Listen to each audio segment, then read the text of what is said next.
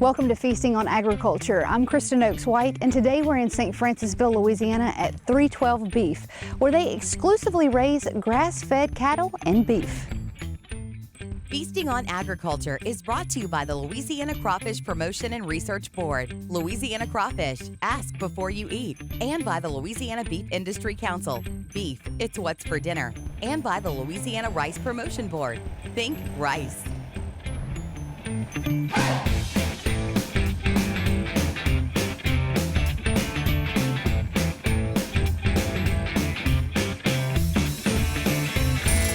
Oh, they're ready. They are ready to move. We're here today at 312 Beef Ranch in St. Francisville, Louisiana with Mr. Josh Morris. And Josh, how long have you guys been raising cattle? We've been raising cattle for 8 years. We bought our first one cow we bought at a sale barn 8 years ago, and then it's just kind of grown into what it is today. And you guys are unique in the fact that you are exclusively grass-fed beef cattle. When you started raising cattle, is that something that you wanted to do right off the bat? No, not actually at all. We were just going to sell calves like everybody else around here. And selling calves was not the best way that we could sell calves. The best way we figured out we could sell calves was by growing them out and selling them individually as meat. Were there challenges operating that way? Every day. Okay. Every day, and has been from day one. And you guys also do something that's pretty unique, and you're very big on rotational grazing and maximizing the grass that you do have, right? Very much so, very much so. We try our best to not just take everything from the ground, but to also put back. None of this was here last year. So plowing? Until I plowed it. Ah. And there's also no grass in here compared to everywhere else. Okay. So all these people that are plowing right now for ryegrass are not going to have grass come next May or June. This year, actually, the rotational grazing kind of worked in your favor because, as you know, it's been a really difficult year with heat and rain. It has been a crazy year for all kinds of reasons. And it really started last winter. But being that we didn't have any rain, like 2 or 3 inches all summer long for 3 or 4 or 5 months, it was like we have grass. Everybody that I talk to, a lot of my good friends, their places are pretty much dirt. And so but you think that was strictly because you were moving cattle on and off. Mm-hmm. Now, something else that goes into your final product that we talked about earlier is the breed of cattle that you're selecting for that lend to better beef when it comes to grass-fed beef. Oh, sure. Like I said, we use Red Devons is kind of where we started going that direction.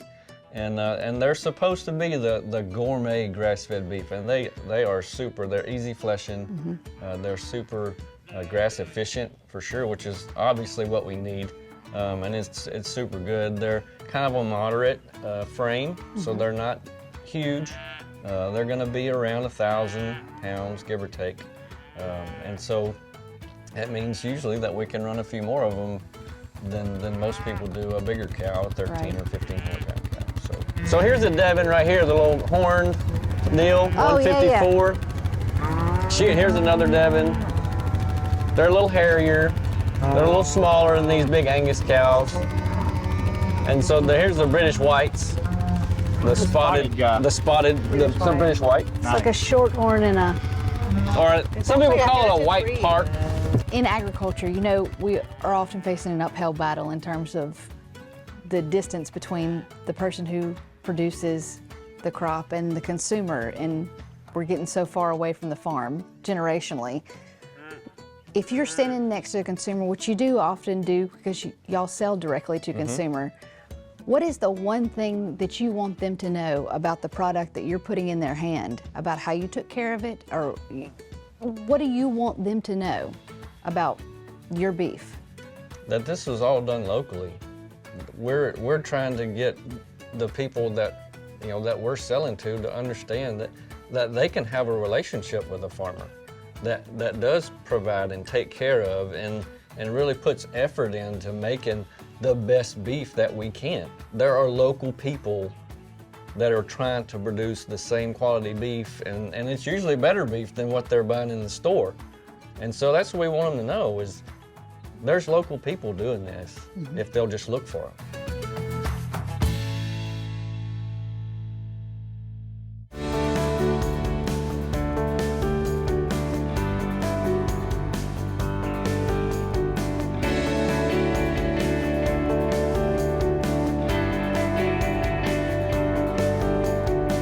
Well, we've got a real treat for you today for the cooking segment of our show because we have Tara, Josh, and your father-in-law, Eugene, and we're going to do a true farm-to-table meal. And it's going to be kind of potluck style in a way because you've got ingredients from all across the area, right? Yes, we do, Kristen. It's really neat to be a beef producer because not everybody can produce beef. Right. But we can do a lot of trading and bartering with our friends. So today I'm making a salad dressing with honey from a friend of mine from Baskin who runs a dairy and a honey farm.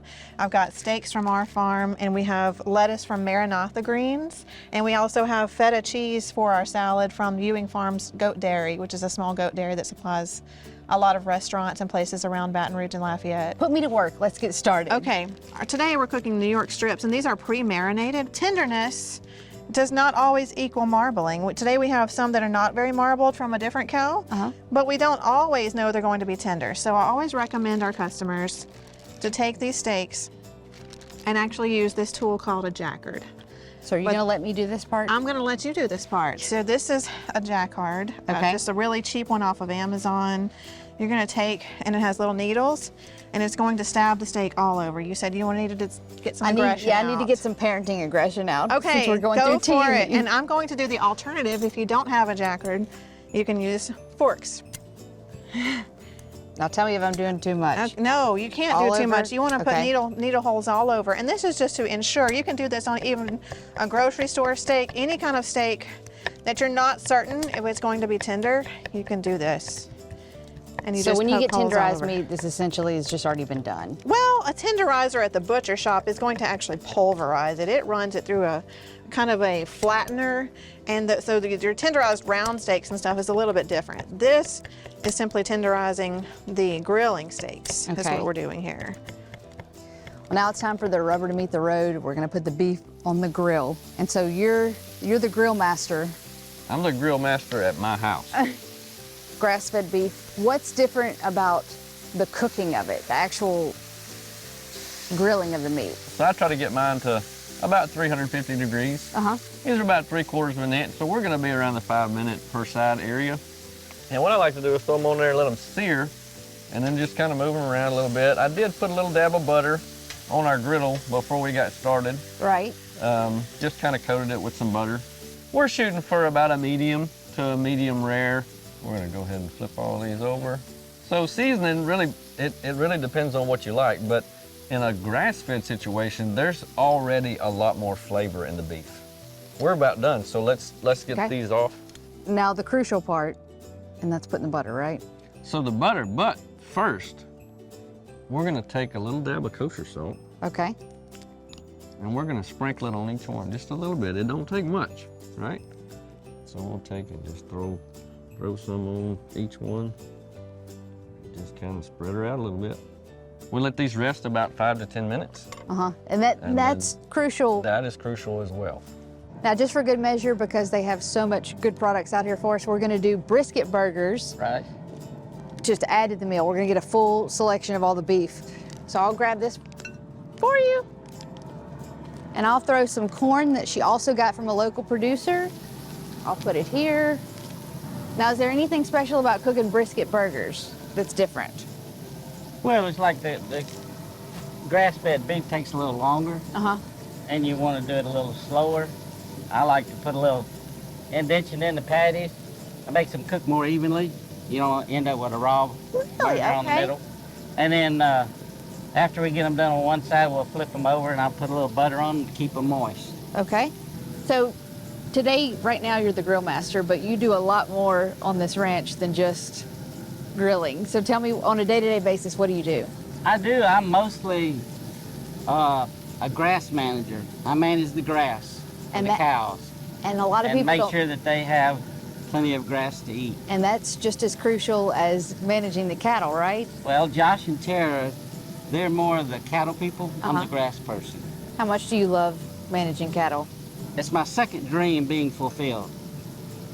My first dream I got to do for 39 years, and then when I retired, Josh and Tara allowed me to realize my second dream, and that was to work with cows and to do what I'm doing. These are beautiful, Mr. Eugene. I'm gonna have to try this trick with the butter on there. Makes them good and juicy. Okay, well let's give them a try. Well, this looks phenomenal. Josh, Tara, thank you so much for everything, for welcoming us to your farm.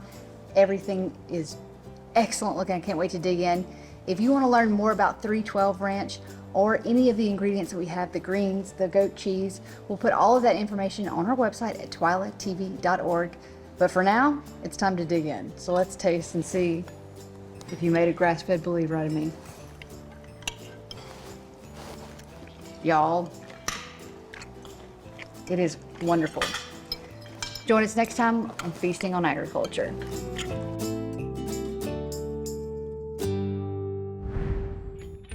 Feasting on Agriculture was brought to you by the Louisiana Crawfish Promotion and Research Board, Louisiana Crawfish, ask before you eat, and by the Louisiana Beef Industry Council, Beef, it's what's for dinner, and by the Louisiana Rice Promotion Board.